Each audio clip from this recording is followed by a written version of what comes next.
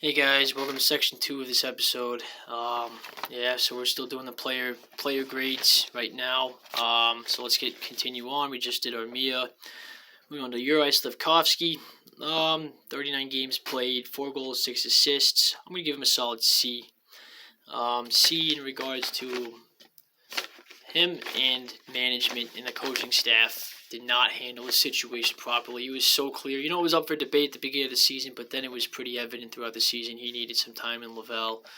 And he could have been with them on this playoff run right now if he had, been through them for the majority of the season. Just getting 8 or 9 minutes, bottom 6 role typically throughout the season before he was injured. And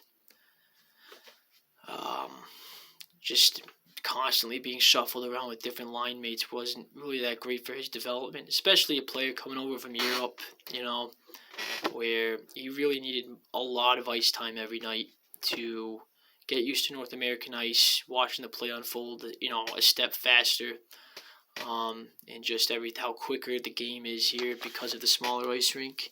And you could see that in the way he just kept his head down a lot when he had the puck, and he wasn't used to how physical the game is here in North America compared to in Europe. A lot of times you could just see he was a step behind the play, not being able to see the play unfold. You caught puck watching sometimes. His timing was off, going in the boards and the corners sometimes. Towards the beginning of the season, he did progress incrementally, being better at keeping up with the pace, keeping up with watching the play unwrap itself and going to the right areas at the right time, supporting puck battles at the right time, timing, going into the corners better, all those small detail stuff to get used to the NHL level. But I think he needed more puck touches and he needed more minutes to get more puck touches to really eventually find his own game within the North American ice. Much like a guy like Hulinen, more puck touches he got with the Habs, especially as he had more top 6 minutes this year, he really found his game and his confidence. I think the same thing could apply to Slivkovsky if he was in Laval. More puck touches he had, top 6 minutes with those guys. The play is a tad slower than the NHL, so he wouldn't have to solely rely on his instincts. He could actually kind of look up a little bit, not too much, and really think for an extra split second. I think he would have really benefited from that because he's a big body. He's not perimeter driven. He is a guy that can really drive the play towards the middle of the ice in the offensive zone, drive plays towards the net. He's a guy that can use his body and his frame along the boards to just give these nice slippery give and goes and tic-tac-toe plays and just skate through players with his frame. And he wasn't really doing that a whole lot this year. He was kind of a lot of times staying to the outside, not going to the inside of the ice in the offensive zone. You could see he just wasn't playing the same game he was playing in Europe at times, and I think if he had spent more time in Laval, he could have really, the more puck touches he got, the more he could have realized that he can really use his body to his advantage when he has the puck and drive more towards the net. And allow himself to understand how he can create space for himself with his body. And once he creates space and opens up space for himself with his body, he can then, gain the creativity, gain the vision, dictate and control how fast and how slow he wants to skate with the puck in open space in the offensive zone, all those things, and just gain his confidence through that.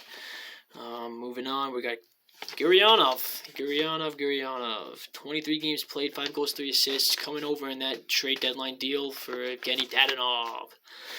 I have to give him a C. I think that's kind of being generous. He had those 5 goals and 3 assists in the first, 7, 8 games with the Habs, and then he kind of just went AWOL.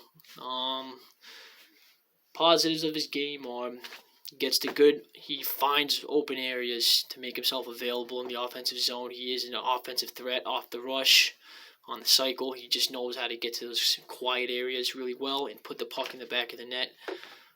He has that amazing one-timer, that amazing snapshot that he has in the high slot. But he gets lost. especially in the defensive zone. He gets lost, just not knowing which guy to pick up and where to be.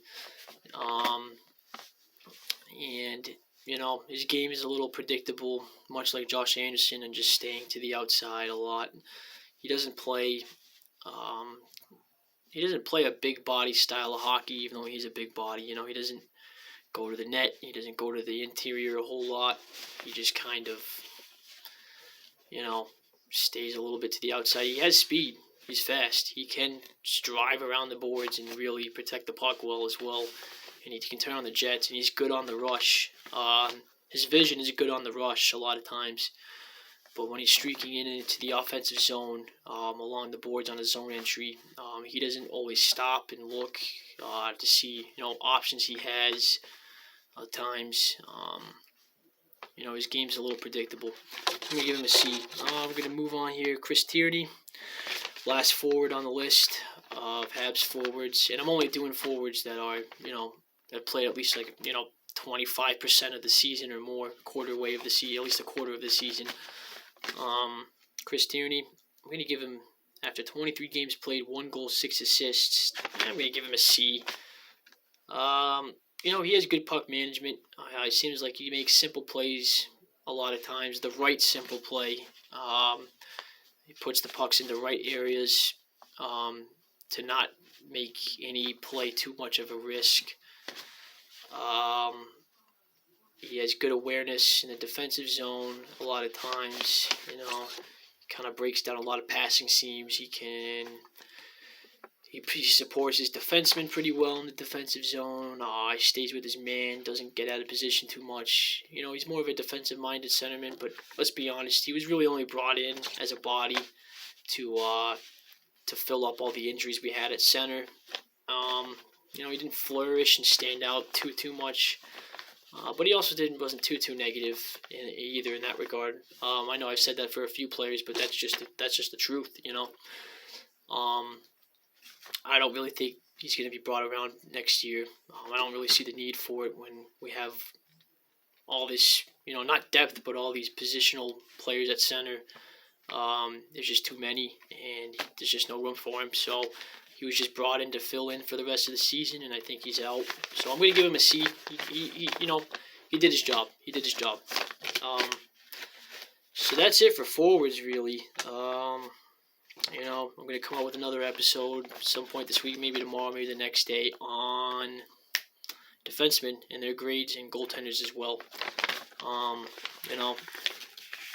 Not really going to do it today, but at some point I'm also going to go over the press conference with Kent Hughes and Jeff Gordon on their summertime plans and injury updates and basically what they said and what, the deeper meaning of what they were talking about in that press conference was. But I ran out of time today, guys. I really got to get going.